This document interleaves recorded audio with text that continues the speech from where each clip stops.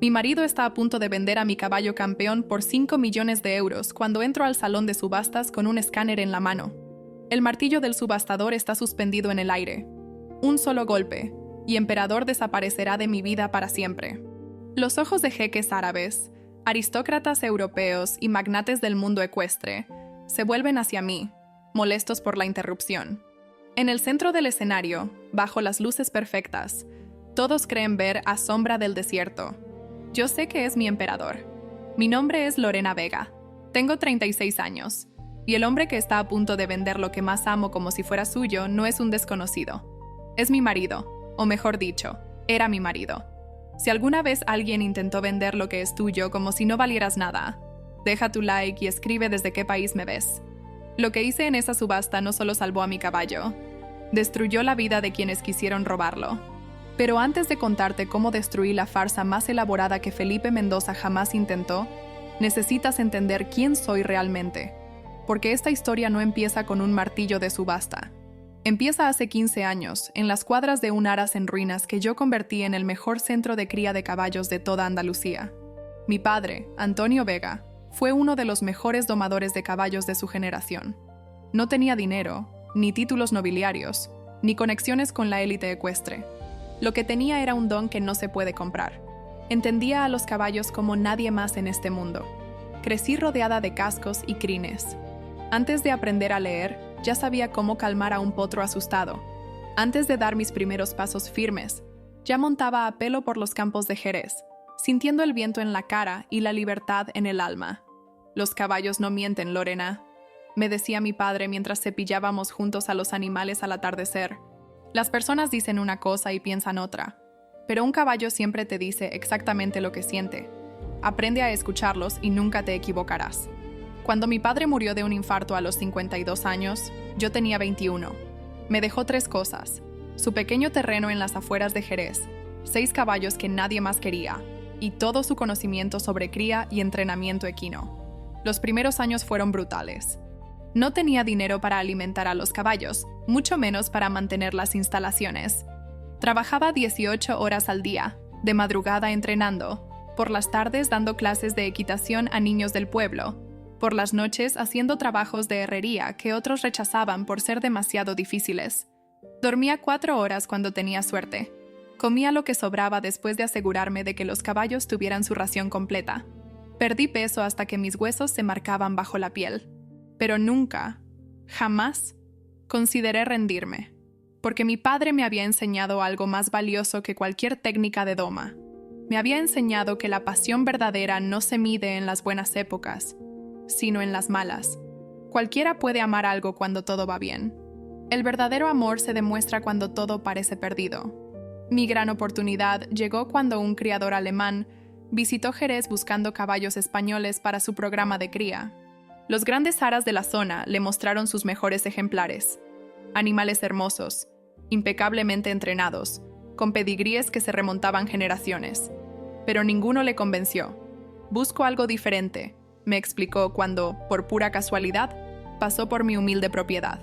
No quiero caballos perfectos, quiero caballos con alma. Le mostré a Relámpago, un semental que había rescatado de un matadero 3 años antes. Era un caballo difícil, temperamental, que había mordido a 3 entrenadores antes de llegar a mí. Todos decían que era imposible de domar, pero yo veía algo diferente en sus ojos. Veía inteligencia, veía orgullo, veía un espíritu que no estaba roto, solo herido. Me tomó 2 años ganármelo. 2 años de paciencia infinita, de noches durmiendo en su cuadra cuando tenía pesadillas, de hablarle durante horas hasta que dejó de temblar cada vez que alguien se acercaba. Recuerdo la primera vez que Relámpago me dejó acercarme sin huir. Fue una noche de tormenta, con rayos que iluminaban el cielo y truenos que hacían temblar las paredes del establo. Yo estaba revisando que todos los caballos estuvieran seguros cuando escuché un sonido que me rompió el corazón. Relámpago estaba gimiendo de terror, golpeándose contra las paredes de su cuadra. Entré sin pensarlo. Cualquier experto me habría dicho que era una locura, que un caballo aterrorizado puede matar a una persona sin querer. Pero algo me decía que él no me haría daño, que bajo todo ese miedo había un animal que solo necesitaba saber que alguien estaba ahí. Me senté en una esquina de la cuadra, en la paja húmeda, y empecé a hablarle. No le decía nada importante, solo palabras tranquilas sobre mi día, sobre mis sueños, sobre lo mucho que me recordaba a un caballo que mi padre había tenido cuando yo era niña.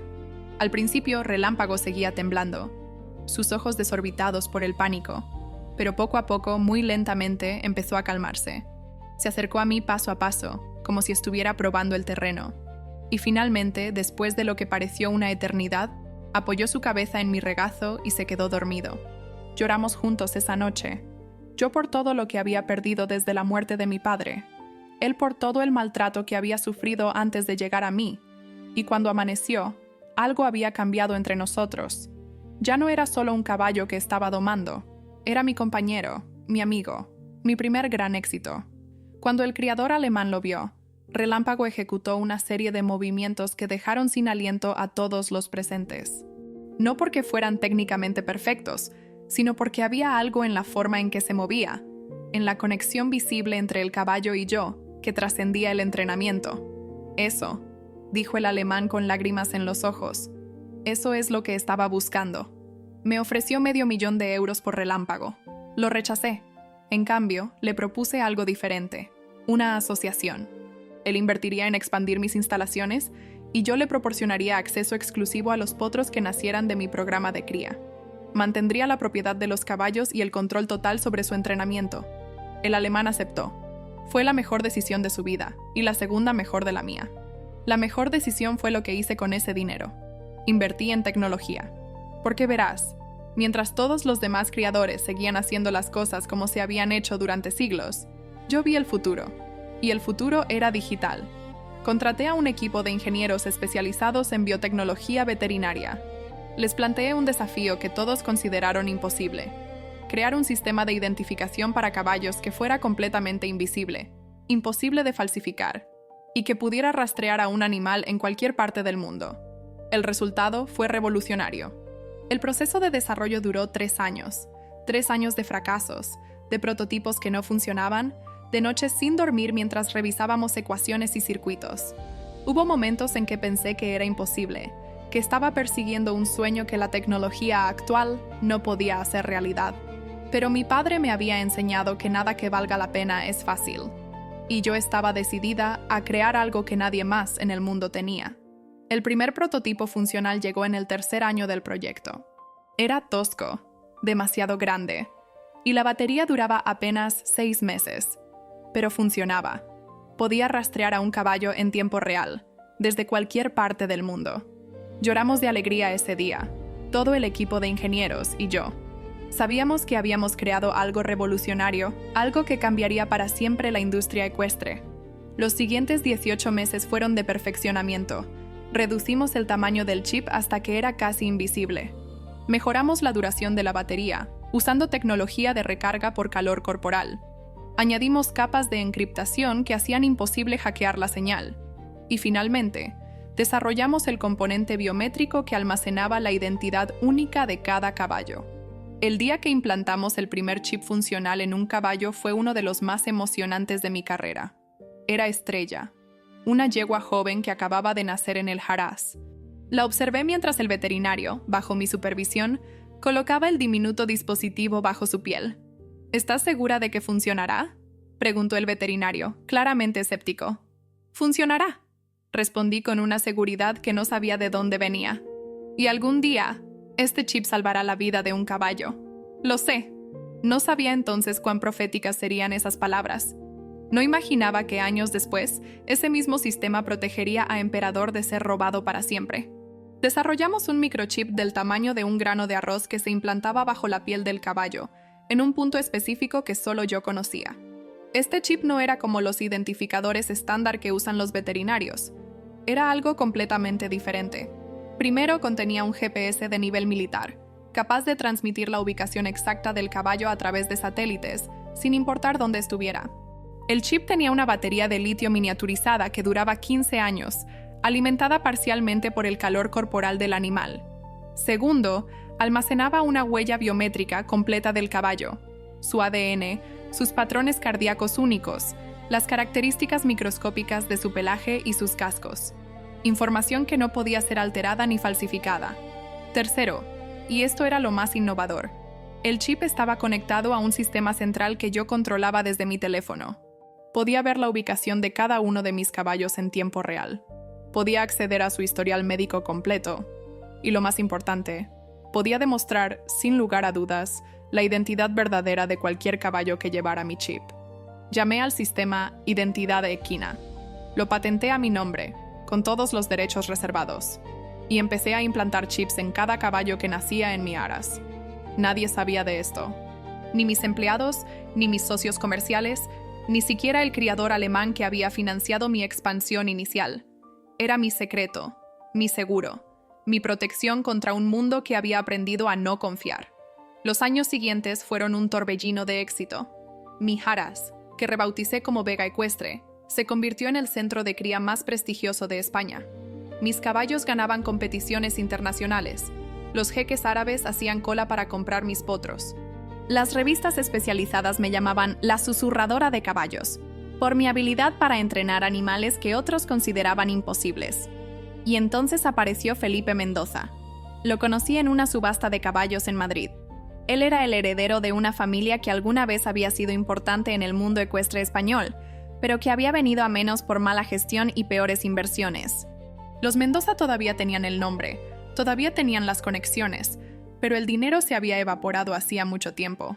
Felipe era encantador, guapo de una manera clásica, con ese porte aristocrático que viene de generaciones de privilegio. Y sobre todo, parecía genuinamente apasionado por los caballos. «Tu trabajo es extraordinario», me dijo aquella primera noche, mientras compartíamos una copa de vino después de la subasta.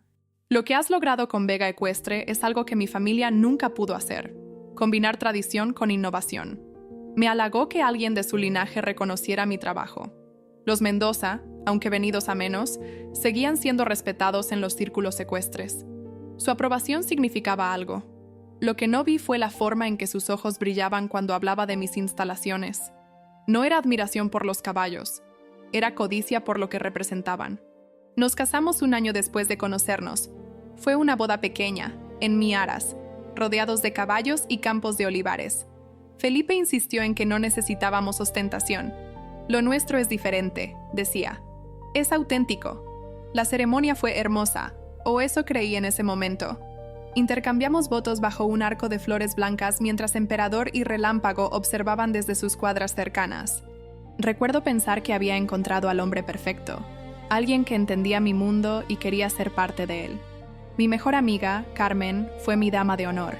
Ella había sido la única que me advirtió que quizás estábamos yendo demasiado rápido. «Un año no es mucho tiempo para conocer a alguien, Lorena», me dijo la noche antes de la boda. «Sobre todo a alguien con un pasado como el de Felipe». «¿Qué quieres decir con eso?», le pregunté, molesta por su falta de entusiasmo. «Los Mendoza tienen fama de ser problemáticos. Mi primo trabajó para ellos hace años y me contó historias. Eso fue antes. Felipe es diferente. Él me ama». Carmen me miró con esos ojos que siempre veían más de lo que yo quería que vieran. «Espero que tengas razón, amiga. Espero que tengas razón». Debí haberla escuchado. Pero el amor, o lo que yo creía que era amor, me había vuelto sorda a todas las advertencias. Debí haber sospechado cuando rechazó firmar un acuerdo prenupcial. «¿No confías en mí?», preguntó con esa sonrisa que había aprendido a amar. «Claro que confío en ti. Entonces no necesitamos papeles. Nuestro amor es suficiente». Era tan ingenua, tan desesperadamente ingenua. Los primeros 2 años fueron buenos, o al menos eso creí. Felipe se involucró en el negocio, tomando el rol de director de relaciones públicas. Yo seguía encargándome de los caballos, el entrenamiento, la cría. Él se encargaba de los eventos sociales, las subastas, los contactos con potenciales compradores. Parecía un arreglo perfecto. Yo hacía lo que amaba. Él hacía lo que se le daba bien. Juntos, Vega Ecuestre alcanzó nuevas alturas de éxito. Lo que no sabía era que Felipe tenía un problema. Un problema que había ocultado con la habilidad de alguien que ha pasado toda su vida mintiendo. Mi marido era adicto al juego, no a las apuestas casuales en las carreras de caballos. Eso habría sido manejable. No, Felipe era adicto a los casinos de alto nivel, a las partidas de póker con apuestas de 6 cifras, a los viajes a Mónaco y Las Vegas donde se jugaba en una noche lo que yo ganaba en un año. La primera vez que lo descubrí fue por accidente. Estaba buscando unos documentos en su escritorio cuando encontré un extracto bancario que no debería haber existido. Una cuenta a su nombre, separada de nuestras finanzas conjuntas, con un saldo negativo de 200.000 euros. 200.000 euros en deudas de juego. Cuando lo confronté, lloró. Prometió que era un problema del pasado, que había dejado de jugar, que nunca volvería a hacerlo. Fue una etapa difícil, me explicó entre sollozos. Antes de conocerte. Pero tú me salvaste, Lorena. Tu amor me salvó. No he tocado una carta desde que nos casamos. Recuerdo esa conversación como si fuera ayer. Estábamos en nuestra sala de estar, él arrodillado frente a mí, con lágrimas rodando por sus mejillas. Parecía tan vulnerable, tan arrepentido, tan diferente del hombre seguro de sí mismo que conocía. ¿Por qué no me lo dijiste antes de casarnos?, le pregunté, sintiendo cómo mi mundo se desmoronaba. Porque tenía vergüenza, porque pensé que si te lo decía, me dejarías, y yo no podía soportar perderte, Lorena. Eres lo mejor que me ha pasado en la vida. Sus palabras eran tan convincentes, su actuación era tan perfecta. Y yo estaba tan desesperada por creer que nuestro matrimonio era real, que mi juicio estaba nublado. Voy a buscar ayuda, prometió. Hay terapeutas especializados en adicción al juego. Iré a todas las sesiones que haga falta. Lo superaremos juntos. Me mostró el nombre de una clínica especializada. Me enseñó un calendario con citas ya programadas. Parecía que realmente estaba comprometido con su recuperación. Lo que no sabía era que esas citas eran falsas, que la clínica existía, pero él nunca había puesto un pie en ella, que todo era parte de una elaborada mentira diseñada para mantenerme tranquila, mientras él seguía destruyendo nuestra vida financiera. Quería creerle. Necesitaba creerle. Porque la alternativa era admitir que había cometido el error más grande de mi vida. Así que le creí. Pagué sus deudas con dinero del Harras. Lo hice prometer que buscaría ayuda profesional. Y seguí adelante, fingiendo que todo estaba bien. Pero las cosas no estaban bien. Las señales estaban ahí, si hubiera querido verlas. Los viajes de negocios que se alargaban inexplicablemente. Las llamadas que tomaba en privado. Los estados de ánimo que oscilaban entre la euforia maniática y la depresión profunda. Las excusas cada vez más elaboradas para justificar gastos que no cuadraban. Y luego estaba Cintia. Cintia era hija de Álvaro Serrano, el dueño del Harras que había sido nuestro principal competidor durante años. Los Serrano nos odiaban porque habíamos superado su posición en el mercado. Habíamos ganado clientes que antes eran suyos. Habíamos establecido el nuevo estándar de excelencia que ellos no podían igualar. Cintia tenía 27 años. Era modelo de profesión. Y había aparecido en varias revistas ecuestres posando con los caballos de su padre. Era hermosa de una manera obvia, casi agresiva. El tipo de belleza que exige atención. La primera vez que la vi con Felipe fue en una competición en Sevilla. Estaban hablando en un rincón, demasiado cerca para hacer una conversación casual. Cuando me acerqué, se separaron con una rapidez sospechosa. «Solo negocios, cariño», dijo Felipe con esa sonrisa que ya no me engañaba. «Álvaro está interesado en comprar uno de nuestros sementales. Álvaro Serrano jamás compraría un caballo mío. Antes muerto que admitir que mis animales eran superiores a los suyos. Pero no dije nada. Solo observé. Y esperé. Lo que descubrí durante los meses siguientes fue peor de lo que había imaginado. Felipe no solo estaba teniendo una aventura con Cintia, estaba planeando destruirme. Contraté a un investigador privado, el mismo que había ayudado a una amiga a divorciarse de su marido infiel. Era un hombre discreto, eficiente, sin juicios morales. Se llamaba Eduardo Ríos. Tenía 60 años, pelo canoso y una mirada que había visto demasiado del lado oscuro de la humanidad. Cuando nos conocimos en un café discreto del centro de Sevilla, me estudió durante un largo momento antes de hablar. «Señora Vega, antes de aceptar este trabajo, necesito saber algo. ¿Está preparada para lo que pueda encontrar?» «Creo que sí. Créame, señora, eso no es suficiente. Llevo 30 años haciendo esto. He visto matrimonios que parecían perfectos desde fuera y eran un infierno por dentro. He descubierto secretos que destruyeron familias enteras. Lo que le pregunto es, ¿está preparada para que su vida cambie completamente? Porque una vez que sepa la verdad, no hay vuelta atrás». Lo miré directamente a los ojos. «Ya sospecho lo peor, señor Ríos. Lo único que necesito son pruebas». Él asintió lentamente. Entonces las tendrá. Pero le advierto, la verdad a veces es más dura de lo que imaginamos. Tenía razón. La verdad fue mucho más dura de lo que jamás imaginé. Durante las siguientes 6 semanas, Eduardo me enviaba informes semanales. Cada uno era peor que el anterior. Cada uno revelaba una nueva capa de traición que me dejaba sin aliento. Los informes que me trajo fueron devastadores. Felipe debía más de 2 millones de euros a varios casinos y prestamistas privados. Había hipotecado propiedades que creía que eran suyas, pero que en realidad estaban a mi nombre. Había falsificado mi firma en documentos bancarios. Y estaba planeando algo mucho peor. Había encontrado la manera de robarme lo más valioso que tenía. No el Haras. No el dinero. No los contratos comerciales. Emperador. Emperador era el caballo más extraordinario que jamás había criado.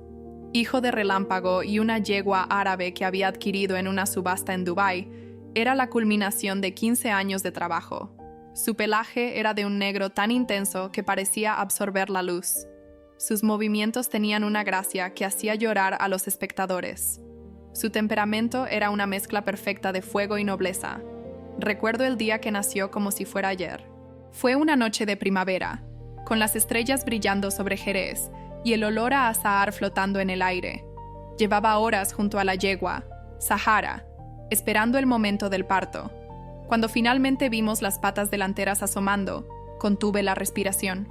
Y entonces apareció él, pequeño, mojado, temblando. Pero incluso en esos primeros momentos, había algo diferente en sus ojos. Una chispa que reconocí inmediatamente. Era la misma chispa que había visto en Relámpago años antes. La misma que mi padre me había enseñado a identificar. Este va a ser especial. Le susurré a Sahara mientras limpiaba al potro. Este va a cambiar todo. Lo llamé emperador porque desde el primer día se comportó como tal. Caminaba con una dignidad que parecía imposible para un animal tan joven. Observaba todo con una inteligencia que me hacía sentir que él me entendía mejor que la mayoría de los humanos. Su entrenamiento fue un viaje de descubrimiento mutuo. Yo le enseñaba las técnicas de doma clásica, los movimientos que harían que los jueces le dieran puntuaciones perfectas. Pero él me enseñaba algo más profundo, la paciencia absoluta, la comunicación sin palabras, la confianza que se construye día a día. Cuando tenía 3 años, lo presenté en mi primera competición importante. Los otros criadores se burlaron. ¿Esa chica de pueblo cree que puede competir con nosotros?, susurraban entre ellos. Su caballo ni siquiera tiene pedigrí comprobable. Emperador demostró que estaban equivocados. Ganó esa competición por 15 puntos de diferencia y ganó las siguientes 17. Se convirtió en una leyenda viva, el caballo que nadie podía vencer, el orgullo de Andalucía. Los expertos lo valoraban en 10 millones de euros. Los jeques árabes habían ofrecido el doble. Yo había rechazado todas las ofertas porque Emperador no estaba en venta.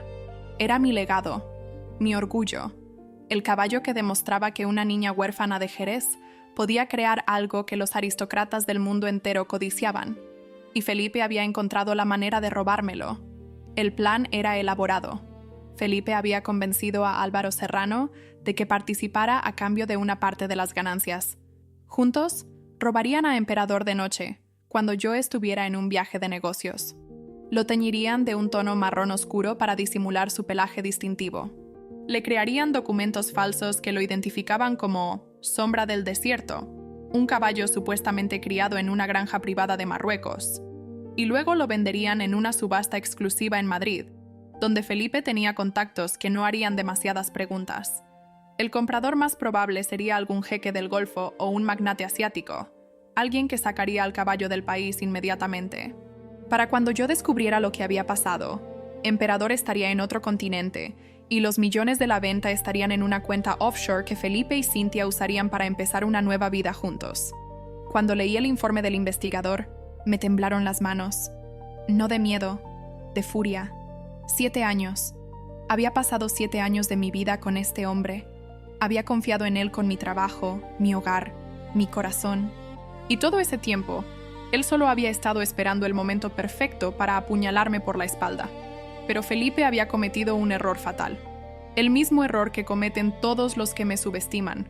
Había olvidado que yo no era solo una criadora de caballos. Era la inventora del sistema Identidad Equina, la mujer que había pasado años desarrollando tecnología que nadie más en el mundo tenía. Y cada uno de mis caballos, incluido Emperador, llevaba un chip bajo la piel que me permitía rastrearlo hasta el fin del mundo. Felipe no lo sabía. Nadie lo sabía. Y esa sería su perdición. Decidí no confrontarlo. No todavía. En cambio, comencé a preparar mi propia trampa. Primero, me aseguré de que todos mis documentos legales estuvieran en orden. Consulté con 3 abogados diferentes, especializados en derecho matrimonial, derecho mercantil y derecho penal. Quería estar absolutamente segura de que cuando cayera el martillo, Felipe no tendría ninguna escapatoria. Segundo, reforcé las medidas de seguridad del Haras sin que él lo supiera. Cámaras ocultas en cada rincón, sensores de movimiento que me alertaban a mi teléfono, un sistema de grabación que documentaba cada conversación en las zonas comunes. Tercero, y esto fue lo más difícil, fingí que todo estaba normal. Seguí siendo la esposa dedicada, la empresaria enfocada, la mujer que no sospechaba nada. Cada sonrisa que le dedicaba a Felipe era una mentira. Cada te quiero era una daga que me clavaba a mí misma. Pero sabía que valía la pena, porque cuando llegara el momento, quería que la caída fuera espectacular. Y entonces llegó el día. El investigador me avisó que el robo estaba programado para esa noche. Felipe me había dicho que tenía un viaje de negocios a Barcelona. En realidad iba a reunirse con Álvaro Serrano para ejecutar el plan. Yo, supuestamente, estaría en Portugal visitando a un cliente. En realidad, estaría observando cada movimiento desde mi teléfono.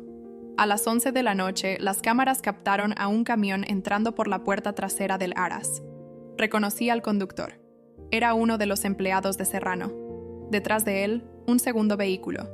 Y en el asiento del pasajero, mi querido esposo. Los observé sacar a Emperador de su cuadra. El caballo relinchó, incómodo con los extraños, pero no resistió. Había sido entrenado para confiar en los humanos. Fue el momento más difícil de toda esta experiencia. Ver a mi caballo, mi compañero, siendo llevado por hombres que lo trataban como simple mercancía. Quise gritar. Quise llamar a la policía inmediatamente. Quise aparecer en ese instante y arrancarles la cabeza a todos. Pero me contuve. Sabía que si actuaba en ese momento, solo tendría el testimonio del robo. No tendría las pruebas de la falsificación de documentos, de la conspiración con Serrano, de todo el plan elaborado que habían urdido durante meses. Los abogados de Felipe encontrarían la manera de minimizar los cargos, quizás incluso de hacerlo parecer un simple malentendido matrimonial. No, necesitaba esperar. Necesitaba dejar que el plan se desarrollara hasta el final. Necesitaba que cometieran todos los delitos posibles antes de actuar. Así que me quedé sentada en mi habitación de hotel en Lisboa, con lágrimas corriendo por mis mejillas mientras veía cómo se llevaban a Emperador en la pantalla de mi teléfono. Le prometí en silencio que lo recuperaría, que ningún daño le vendría, que pronto estaría de vuelta en casa donde pertenecía. Lo subieron al camión y se fueron. Todo el proceso tomó menos de 15 minutos. En mi teléfono, el punto azul que representaba a Emperador empezó a moverse. Primero hacia el norte, luego hacia el este. Lo seguí durante toda la noche, viendo cómo se detenía en una finca a las afueras de Toledo, probablemente el lugar donde le aplicarían el tinte para cambiar su color. Durante los días siguientes, el punto se movió varias veces, de Toledo a una granja en Guadalajara, de ahí a otra ubicación que identifiqué como las instalaciones de un veterinario corrupto que supuestamente verificaba la documentación de caballos de origen dudoso. Y finalmente, el punto se detuvo en Madrid, en el centro de convenciones donde se celebraría la subasta más exclusiva del año. Era el momento. Llegué al centro de convenciones 2 horas antes del inicio de la subasta. Llevaba un vestido negro elegante, tacones altos, y un maletín que contenía algo más valioso que cualquier joya: mi escáner de identificación equina. El dispositivo parecía un lector de código de barras sofisticado, pero en realidad era capaz de detectar el chip implantado bajo la piel del caballo y mostrar toda su información en una pantalla táctil: ADN, historial médico y, lo más importante, la foto original del animal junto con su nombre verdadero. Me registré como visitante usando mi nombre de soltera, Lorena Vega, sin el de Mendoza que había añadido al casarme. Los organizadores no hicieron preguntas. Mi reputación en el mundo ecuestre era impecable. La subasta era un espectáculo de opulencia obscena. Jeques árabes con séquitos de 20 personas, oligarcas rusos flanqueados por guardaespaldas, aristócratas europeos que fingían aburrimiento mientras calculaban cuánto estaban dispuestos a pagar. Y en el centro de todo, los caballos. Magníficos ejemplares que desfilaban por la pista mientras el subastador cantaba sus virtudes en 5 idiomas. Felipe estaba en la primera fila, con Cynthia a su lado. Ella llevaba un vestido rojo que dejaba poco a la imaginación y joyas que probablemente eran falsas. Él vestía un traje nuevo que no recordaba haberle visto, probablemente comprado con dinero de los casinos. No me vieron. Yo me había asegurado de mantenerme en las sombras, observando desde las gradas superiores. Y entonces, lo vi. Emperador entró a la pista, o mejor dicho, Sombra del Desierto. Entró a la pista. Lo habían teñido de un marrón oscuro que ocultaba su pelaje negro natural. Le habían recortado la crin de manera diferente. Incluso le habían puesto una montura con diseños marroquíes para reforzar la mentira de su supuesto origen. Pero yo conocía a mi caballo. Conocía la forma en que movía las orejas, la manera en que giraba la cabeza cuando algo le interesaba, el brillo particular de sus ojos que ningún tinte podía ocultar.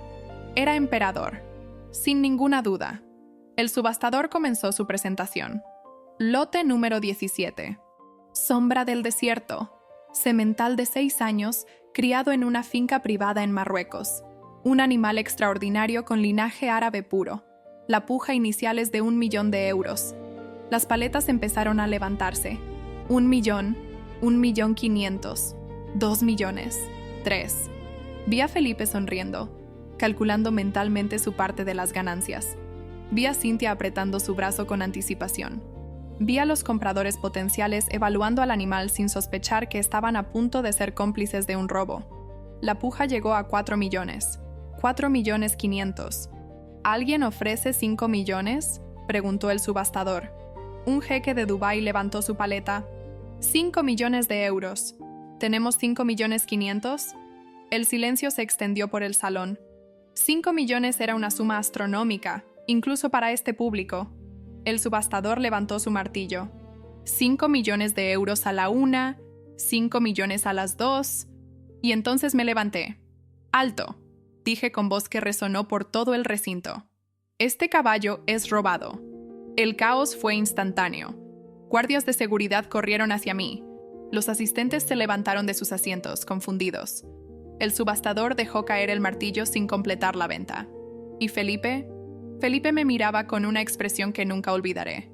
Mezcla de horror, incredulidad y algo que se parecía mucho al pánico. ¿Quién es usted?, preguntó el subastador, recuperando la compostura. Mi nombre es Lorena Vega. Soy la propietaria y criadora de Vega Ecuestre. Me abrí paso entre la multitud, sosteniendo mi escáner en alto. Y ese caballo que ustedes llaman Sombra del Desierto es en realidad Emperador, mi semental campeón que fue robado de mi aras hace 10 días. Eso es ridículo, intervino Felipe, levantándose de su asiento. Su voz temblaba. Este caballo tiene documentación perfectamente válida. Fue comprado legalmente a un criador marroquí. ¿Documentación? Sonreí, y sé que fue una sonrisa que lo aterró. Veamos qué dice la ciencia sobre esa documentación. Me acerqué al caballo. Los guardias intentaron detenerme, pero el organizador de la subasta, un hombre que conocía mi reputación, les hizo una señal para que me dejaran pasar. Emperador me reconoció inmediatamente. A pesar del tinte, a pesar del disfraz, el caballo sabía quién era yo. Relinchó suavemente y acercó su hocico a mi mano. «Hola, mi precioso», susurré. «Ya vine a buscarte». Luego levanté el escáner y lo pasé por el punto específico donde sabía que estaba implantado el chip, bajo la crin, en la base del cuello, donde nadie pensaría en buscar. La pantalla del escáner cobró vida. «¿Qué es eso?», preguntó uno de los organizadores. «Esto», respondí girándome hacia el público, «es la prueba de la identidad real de este caballo». Proyecté la imagen de la pantalla en la pantalla gigante que normalmente mostraba los precios de las pujas. Y ahí, para que todos vieran, apareció la ficha completa de Emperador, su foto original, con su pelaje negro azabache natural, su nombre real, su ADN, su historial médico desde que nació, y lo más importante, su propietaria registrada, Lorena Vega. Este caballo lleva un microchip de identificación implantado desde que nació. Expliqué a la audiencia atónita. Un chip con tecnología GPS que me permitió rastrearlo desde el momento en que fue robado de mi aras. Un chip con información biométrica que es imposible de falsificar. Señalé a Felipe, que estaba paralizado en su asiento. Ese hombre es mi marido, Felipe Mendoza. Él organizó el robo de Emperador con la ayuda de Álvaro Serrano, propietario del Haras Serrano, nuestro principal competidor. Tiñeron al caballo para ocultar su identidad. Crearon documentos falsos y planeaban venderlo aquí esta noche para pagar las deudas de juego que Felipe ha acumulado durante años. El silencio era absoluto. Tengo pruebas de todo. Continué.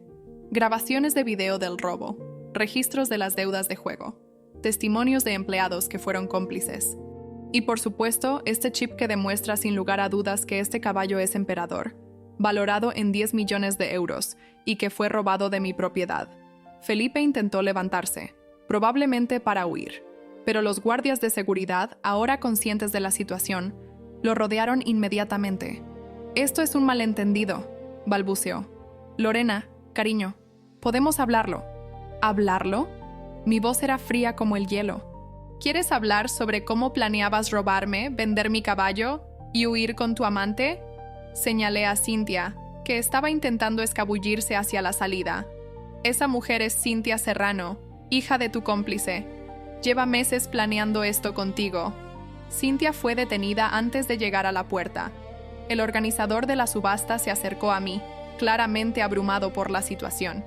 Señora Vega, esto es extraordinario. ¿Ha contactado a la policía? Están en camino, respondí. Pero quería que todos los presentes vieran esto con sus propios ojos. Quería que supieran exactamente qué tipo de personas estaban a punto de hacer negocios. Miré a Felipe directamente a los ojos. Quería que él supiera que nunca, jamás, me subestimara de nuevo. La policía llegó 15 minutos después. 4 coches patrulla entraron al centro de convenciones con las sirenas encendidas.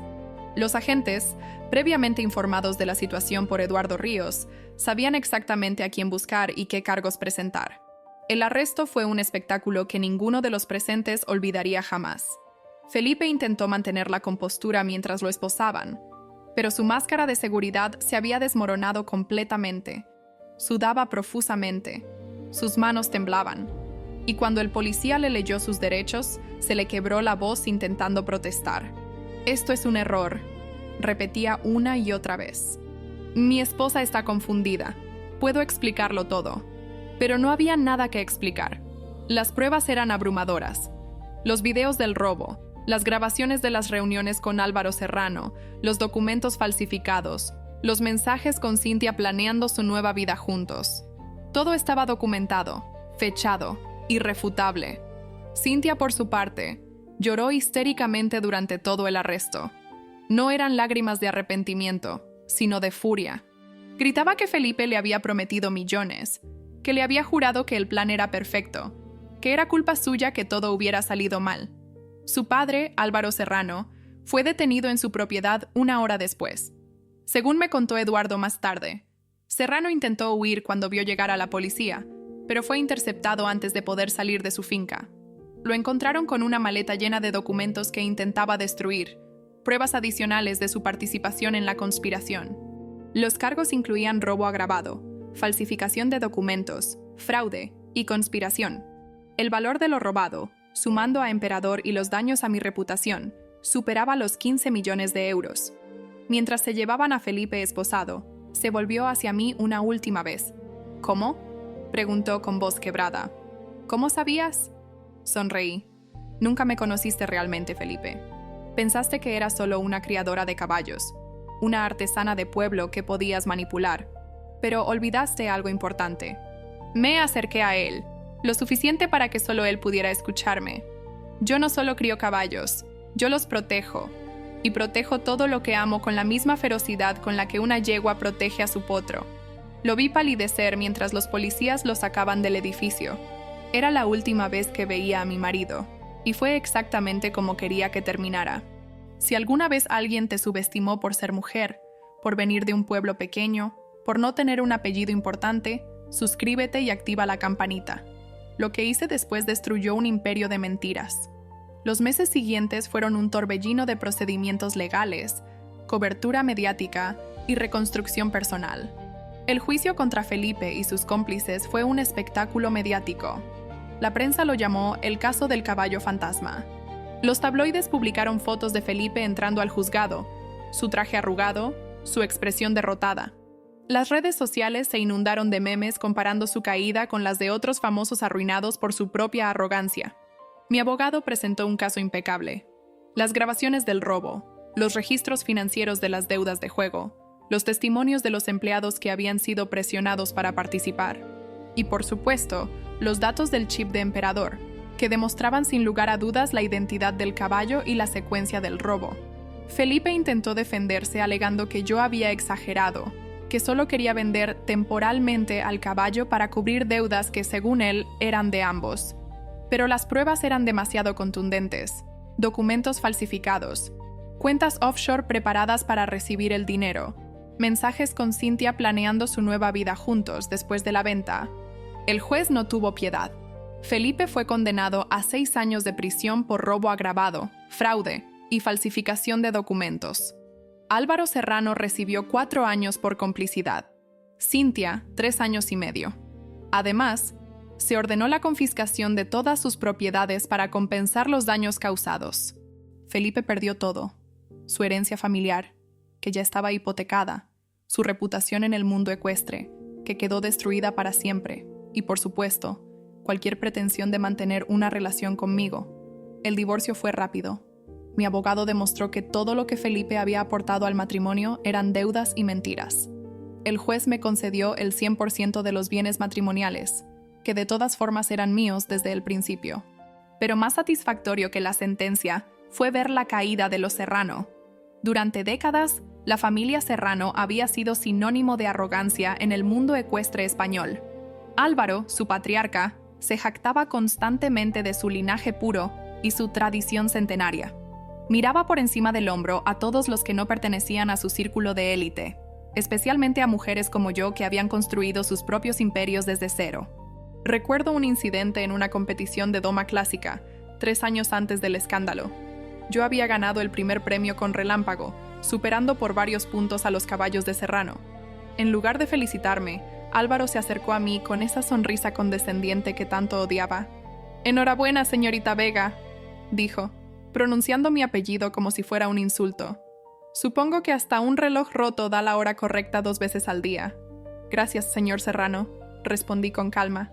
«Y supongo que incluso los relojes de oro pueden quedar obsoletos». Su rostro enrojeció de furia, pero no dijo nada más. Desde ese día, los Serrano me consideraron su enemiga personal. Y todo lo que hicieron después, la conspiración con Felipe, el robo de emperador, los documentos falsificados, fue su intento de destruirme. Pero el destino tiene un sentido del humor irónico. Fueron ellos quienes terminaron destruidos. Álvaro Serrano había apostado su reputación en esta conspiración. Cuando se supo la verdad, sus clientes más importantes abandonaron el Harrah's en masa. Nadie quería hacer negocios con alguien capaz de robar a un competidor. El Harrah's Serrano fue embargado para pagar las multas y compensaciones. Las instalaciones que habían sido el orgullo de 3 generaciones de Serrano fueron subastadas. Yo no las compré, aunque podría haberlo hecho fácilmente. Preferí que las adquiriera un consorcio extranjero que las convirtió en un centro de rehabilitación ecuestre para niños con discapacidades. Me pareció una forma apropiada de transformar un lugar construido sobre arrogancia y envidia en algo que realmente ayudara a las personas. Cynthia salió de prisión después de 2 años por buena conducta. La última vez que supe de ella, trabajaba como recepcionista en un hotel de 3 estrellas en Benidorm. Lejos de las revistas de moda, lejos del mundo ecuestre, lejos de la vida de lujo que había esperado obtener robándome. Una amiga común me contó que Cynthia había intentado volver al mundo del modelaje después de cumplir su condena, pero nadie quería contratarla. Su nombre estaba demasiado asociado con el escándalo. Las agencias de modelos tenían cláusulas de reputación en sus contratos, y cómplice de robo de caballo millonario no era exactamente el tipo de publicidad que buscaban. También supe que había intentado reconciliarse con su padre, pero Álvaro Serrano la culpaba de haber arruinado a la familia. Según los rumores, ni siquiera le dirigía la palabra. El hombre que la había criado con todo el lujo imaginable, ahora la trataba como si no existiera. Supongo que hay cierta justicia poética en eso. Cynthia había estado dispuesta a destruir mi vida por dinero, y por un hombre que no valía nada. Ahora no tenía ni lo uno ni lo otro. Y Felipe. Felipe pasó 5 años en prisión antes de ser liberado por buena conducta. Cuando salió, era un hombre completamente diferente del que había conocido. El encanto superficial había desaparecido, reemplazado por una amargura que se notaba en cada línea de su rostro. Intentó contactarme una vez, pocos meses después de su liberación. Una carta manuscrita pidiendo perdón, explicando que había cambiado, que la prisión le había abierto los ojos. No respondí. Algunas heridas no pueden sanarse con palabras. La carta estaba llena de excusas. Que la adicción al juego era una enfermedad. Que Cynthia lo había manipulado. Que su padre siempre le había hecho sentir que no era suficiente. Todas las razones por las que no era realmente su culpa. Pero yo sabía la verdad. Felipe había tomado decisiones. Cada mentira fue una decisión. Cada apuesta fue una decisión. Cada plan para robarme fue una decisión. Y ahora tenía que vivir con las consecuencias de esas decisiones, igual que yo tuve que vivir con el dolor que me causó. No le respondí porque no había nada que decir. El perdón no es algo que se otorga solo porque alguien lo pide. El perdón es algo que uno elige dar cuando está lista. Y yo todavía no estaba lista. Quizás nunca lo estaría. Pero la verdad es que no guardo rencor. El rencor es un peso que solo carga quien lo lleva. Felipe ya pagó por lo que hizo. Y yo tengo cosas mejores en las que invertir mi energía, porque mientras él estaba en prisión, yo estaba construyendo un imperio. La tecnología de identidad equina se convirtió en el estándar de la industria después del escándalo. Criadores de todo el mundo me contactaban pidiendo implantar chips en sus caballos. Lo que había empezado como un proyecto personal de protección se transformó en una división completa de mi empresa, con oficinas en 5 continentes y cientos de empleados. Pero lo más importante no fueron los negocios. Fue lo que encontré en medio de todo el caos. Se llamaba Andrés. Era veterinario, especializado en caballos de competición. Nos conocimos cuando vino a examinar a Emperador después de su rescate, para asegurarse de que el tinte no hubiera causado daños permanentes. No fue amor a primera vista. Después de Felipe, yo no creía en el amor a primera vista. Lo que sentí fue algo diferente. Una confianza tranquila, una conexión que no necesitaba fuegos artificiales para ser real. Andrés era todo lo que Felipe no era. Humilde, a pesar de su prestigio profesional. Honesto, a veces hasta el punto de la incomodidad. Apasionado por los animales de una manera que no tenía nada que ver con el dinero o el estatus. Y sobre todo, me veía. No a la empresaria exitosa, no a la mujer del escándalo, no a la susurradora de caballos, que los medios habían convertido en leyenda. Me veía a mí, Lorena, con mis miedos, mis inseguridades, mis cicatrices de un matrimonio destruido. Nuestra primera cita fue en las cuadras, cepillando caballos mientras el sol se ponía sobre los campos de Jerez. No hubo restaurantes elegantes ni gestos grandiosos. Solo 2 personas compartiendo el amor por algo más grande que ellas mismas. Recuerdo cada detalle de esa tarde. El olor a heno y a caballo que siempre había significado hogar para mí. El sonido de los cascos sobre la paja mientras los animales se movían en sus cuadras. La luz dorada del atardecer andaluz que pintaba todo de colores cálidos. Andrés llevaba unos jeans gastados y una camisa de cuadros que había visto mejores días. No intentaba impresionarme con ropa cara ni con gestos grandilocuentes. Simplemente era él, auténtico y sin pretensiones. Mientras cepillábamos a relámpago juntos, nuestras manos se rozaron accidentalmente. Sentí una chispa que me sorprendió. Después de Felipe, había creído que nunca volvería a sentir algo así, que mi corazón estaba demasiado dañado para abrirse de nuevo. Pero ahí estaba, sintiendo mariposas en el estómago como una adolescente enamorada.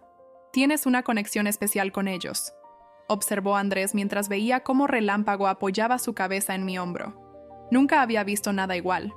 Mi padre solía decir que los caballos eligen a sus personas, no al revés. Relámpago me eligió a mí hace años, cuando nadie más creía en él. ¿Y crees que los caballos siempre eligen bien? Lo miré, notando el brillo curioso en sus ojos. Hasta ahora no se han equivocado. ¿Por qué los caballos?, le pregunté aquella tarde. Andrés sonrió. con esa sonrisa que aprendería a amar durante los años siguientes, porque mi abuelo era arriero. Pasó toda su vida cuidando mulas y caballos en las montañas de Asturias. Cuando yo era niño, me llevaba con él durante los veranos.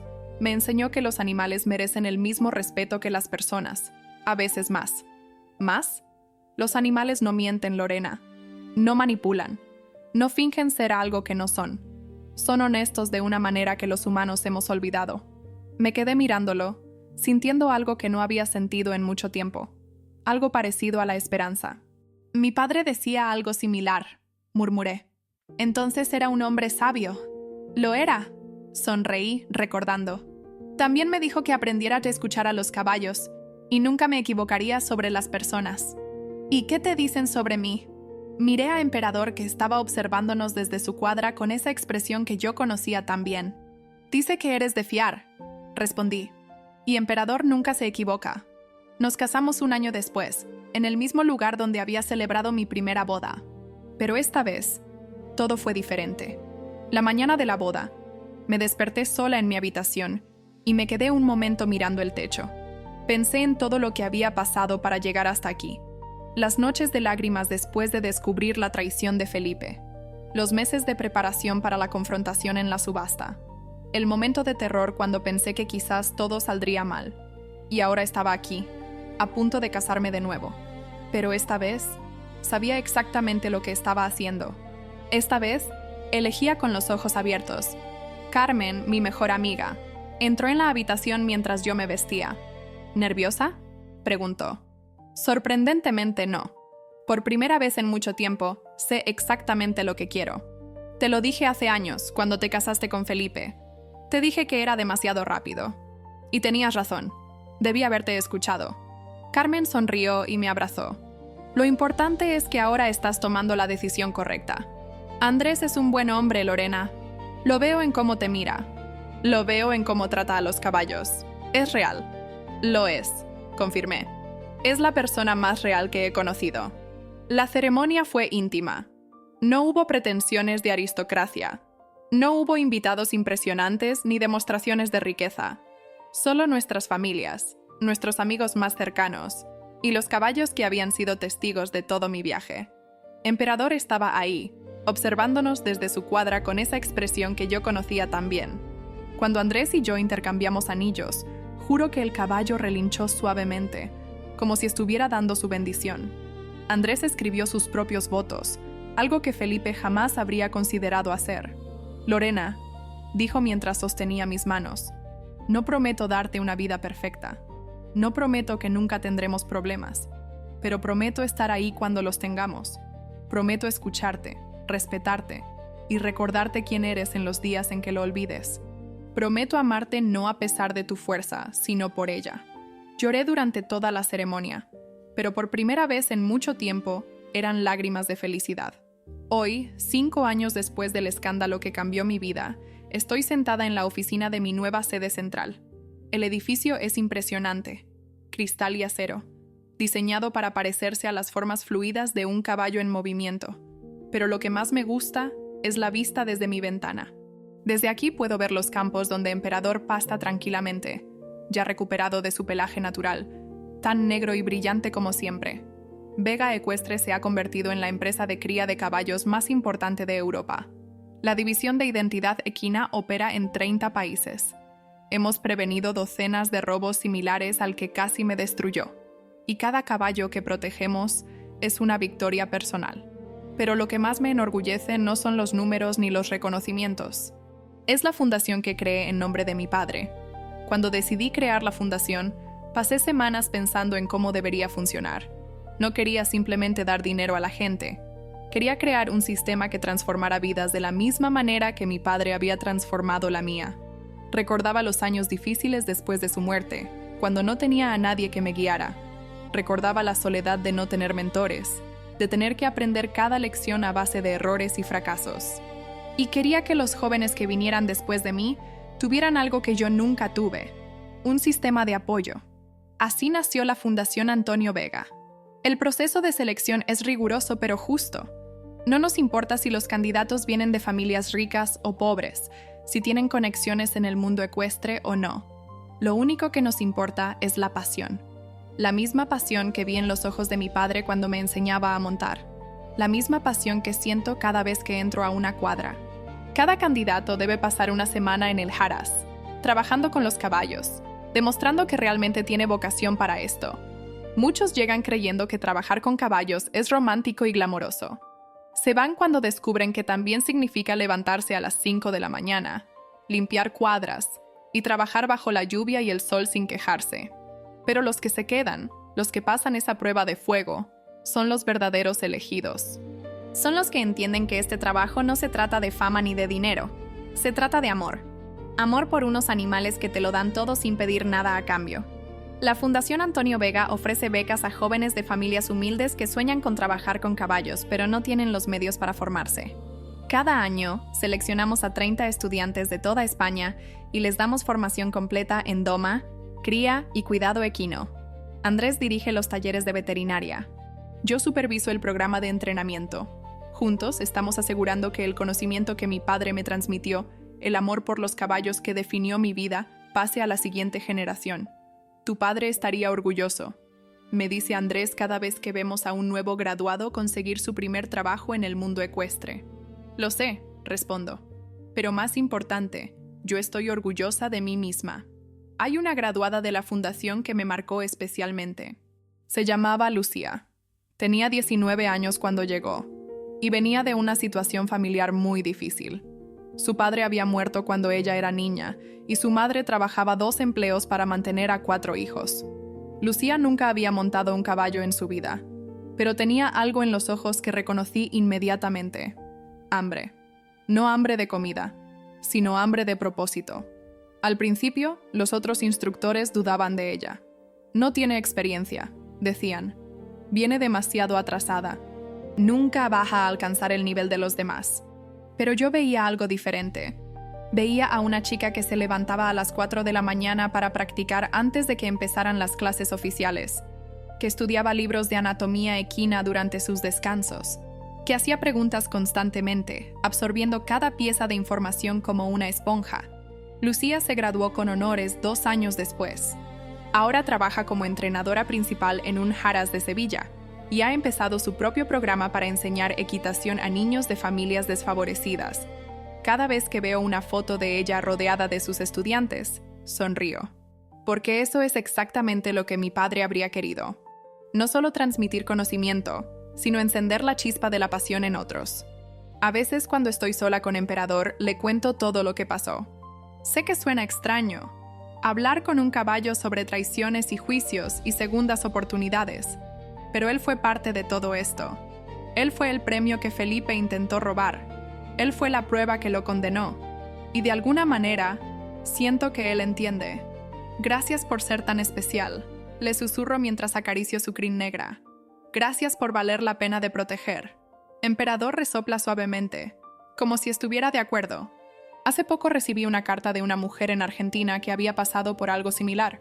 Su socio comercial había intentado robarle la patente de un producto que ella había inventado.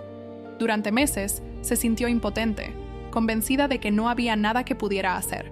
Entonces leí su historia, escribía, y entendí que la tecnología que usamos para proteger lo nuestro es tan valiosa como lo que protegemos. Contraté a los mejores abogados, reuní todas las pruebas, y esperé el momento perfecto. Ahora mi socio está en la cárcel, y yo tengo el control total de mi invento. Historias como esa me llegan constantemente. Mujeres que se sintieron inspiradas por lo que hice. Mujeres que entendieron que la mejor venganza no es destruir a quien te hizo daño, sino construir algo que ellos jamás podrían tocar. Porque eso es lo que aprendí de todo esto. La venganza es dulce, sí. Hay algo profundamente satisfactorio en ver caer a quienes intentaron destruirte.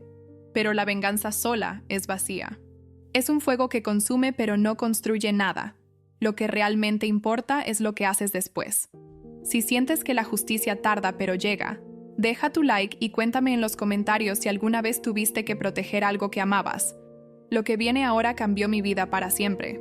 Lo que construí después del escándalo fue más valioso que cualquier sentencia judicial.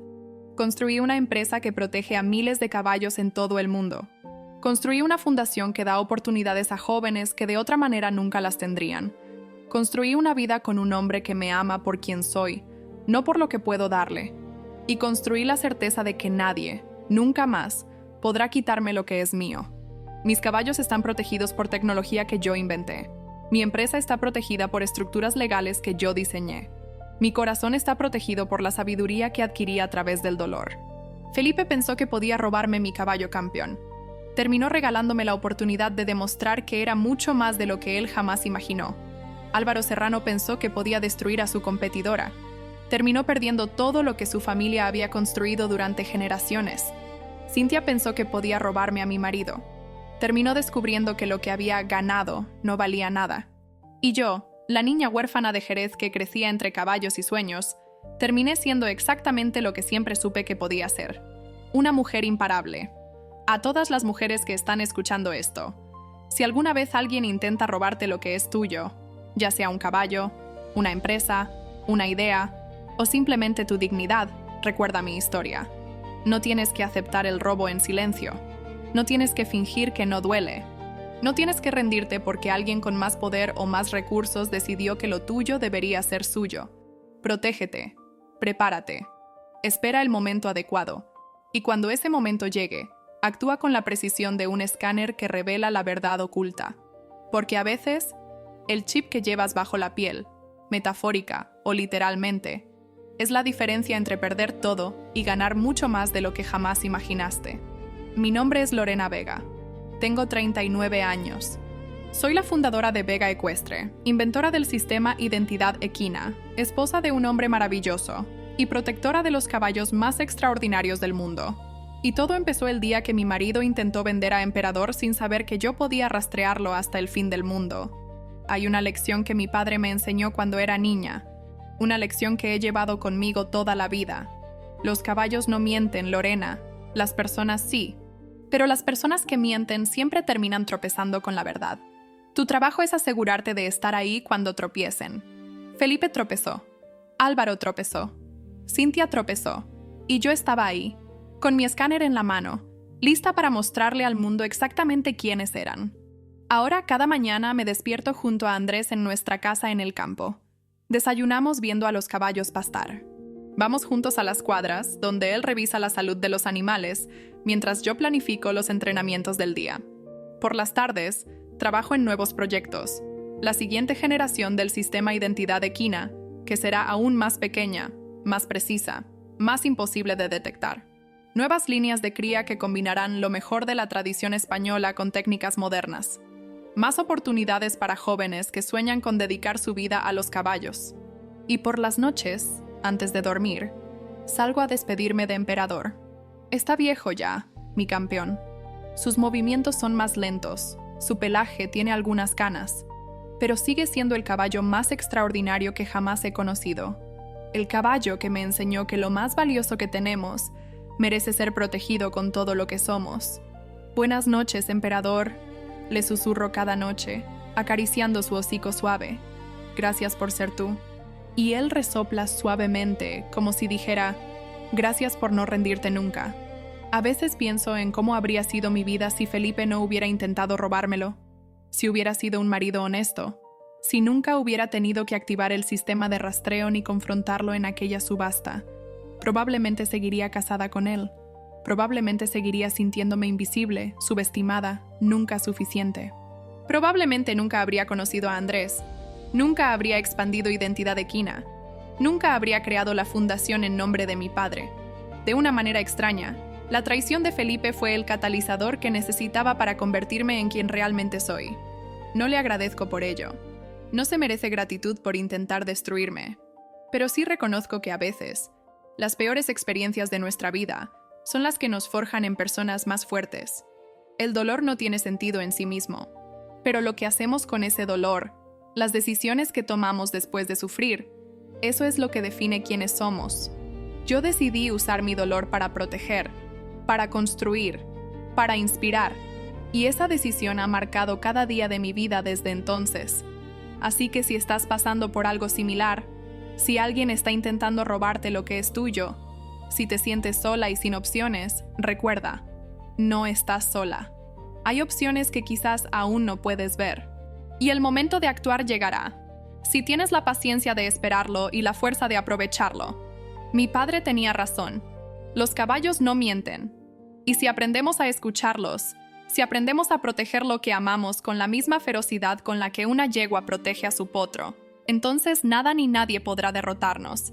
Mi nombre es Lorena Vega, y esta es mi historia, pero también podría ser la tuya. Si alguna vez alguien intenta vender lo que te pertenece, si alguna vez te subestiman por ser quien eres, si alguna vez sientes que no tienes poder, recuerda el chip bajo la piel, recuerda el escáner en la mano, recuerda que la verdad, tarde o temprano, siempre sale a la luz, y cuando salga, asegúrate de estar ahí para verla brillar. Fin.